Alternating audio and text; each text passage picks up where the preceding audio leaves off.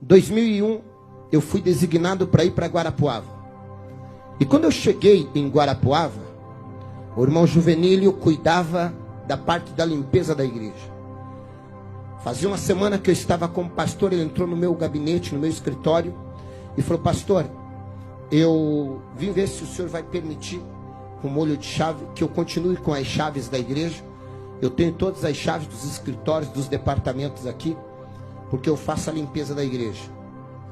Aí eu falei: mas, irmão Juvenílio, quanto a igreja lhe paga por mês? A igreja estava enfrentando algumas dificuldades financeiras, para a gente ver se a igreja vai ter condições de continuar pagando. Ele olhou para mim e falou: pelo amor de Deus, pastor, não fale em dinheiro para mim. Eu falei: por quê? Ele falou: não, eu sou aposentado, pastor. Eu limpo a igreja, mas eu não cobro nada. Eu falei: sério, sério. E eu já tinha vindo de situações de processo, de gente que trabalha 15 dias para a igreja e quer ganhar 10 mil reais de processo. Eu falei: isso não vai dar bom, não. Quanto tempo faz? Ele falou: faz uns 3, 4 anos, desde que me converti. Eu falei: se esse irmão levar a igreja na justiça... Quantas vezes o senhor limpa a igreja? Ele falou: quase todo dia eu venho de manhãzinha limpar. Eu falei: piorou. Eu fiquei pensando na minha cabeça. Eu falei: tá bom, irmão, vamos, pode seguir então. Eu falei: eu vou observando, que aí você vai conhecendo a pessoa, tal. Todo dia, 7 horas da manhã, ele tinha um Fiat Uno 147.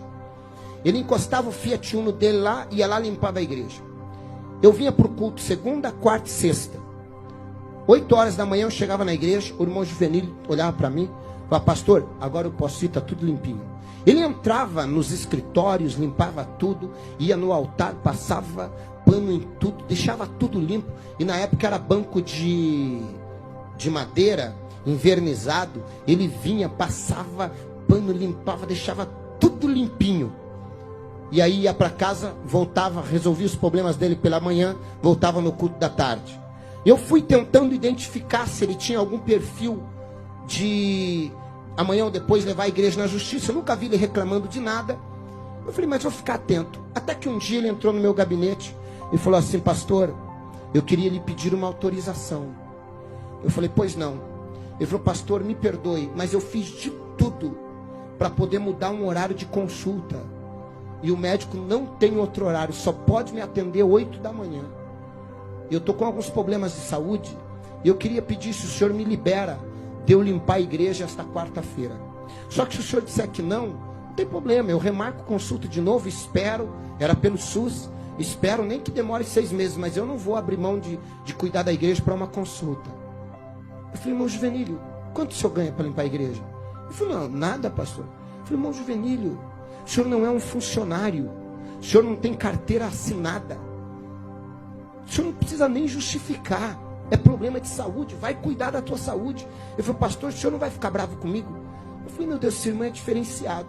Eu falei: tem gente que arruma, ganhando, arruma desculpa para não ir. Eu falei: esse irmão não está ganhando nada, ele vem me pedir uma liberação, coisa que nem deveria pedir, não estava pagando nada. Mas ele veio. Eu falei: não, irmão Juvenílio. Ele falou: o senhor não vai ficar chateado, pastor? Eu falei: claro que não. Eu fiquei na minha cabeça, eu estou tentando descobrir o que esse homem tem que os outros não têm. Aí tá, ele foi. O que aconteceu? Deu certo? Ah, não, pastor, já estou tomando os remédios, estou melhor. Um dia, o irmão Juvenílio atrasou para chegar a limpar a igreja. E chegou, o culto começava às 9 da manhã, e ele deve ter chegado às 8, porque sempre que eu chegava, ele já estava saindo com a igreja limpa.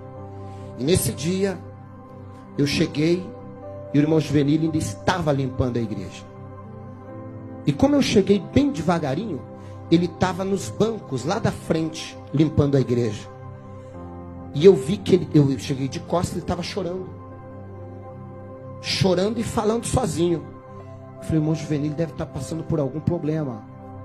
Ele não deve estar bem. E eu fui chegando perto dele, pé, por trás do irmão Juvenílio. Vendo ele chorando, derramando lágrima e passando pano no banco. E quando eu cheguei perto dele, eu ouvi a oração de alguém que realmente serve a Deus. E ele estava assim: Senhor, eu era um bêbado, minha família ia se perder, eu não valia nada. E a Bíblia diz, antigamente, só podia entrar no teu santuário os levitas para auxiliar na limpeza. Mas no Santo dos Santos, só o sacerdote. E o Senhor me deu a oportunidade de poder limpar até o teu altar, aonde o teu servo vai pregar. Eu, um bêbado, estaria morto se não fosse o Senhor. E agora o Senhor me dá o privilégio de limpar o teu templo, o teu santo templo. Isso é um privilégio que não tem dinheiro que pague. E aí ele orou e falou: Senhor, quem sentar nesse banco seja alcançado por cura. Usa o pastor Alexandre hoje por milagres, para que ele seja usado, para que vidas sejam impactadas, para que eles também encontrem a alegria que eu encontrei em ti, para que eles também encontrem a paz que eu encontrei no Senhor, para que eles encontrem a vida que eu encontrei no Senhor. E ele continua limpando. Eu falei: Senhor, eu preciso me converter. O culto não era eu que estava fazendo, era ele que estava preparando. O culto era para ele, era para o Senhor. Naquele dia eu senti que nada do que eu achava que eu era. Naquele dia eu vi alguém com uma conversão muito grande. Naquele dia saiu toda a preocupação minha com respeito: esse homem vai levar a igreja para a justiça reivindicando direito. Ao contrário, esse homem se sentia o mais privilegiado de poder fazer qualquer coisa para o reino de Deus. E cada vez que eu acho que eu sou dono do altar, que eu sou o pastor, presidente da igreja, eu lembro dele, eu falo: eu não sou nada, eu só sou um privilegiado, que ele me deu o privilégio de assumir o altar, para falar do amor dele, para pregar o evangelho. Isso é conversão, isso é servir a Deus com alegria, isso é reconhecimento de quem nós éramos e de quem nós somos.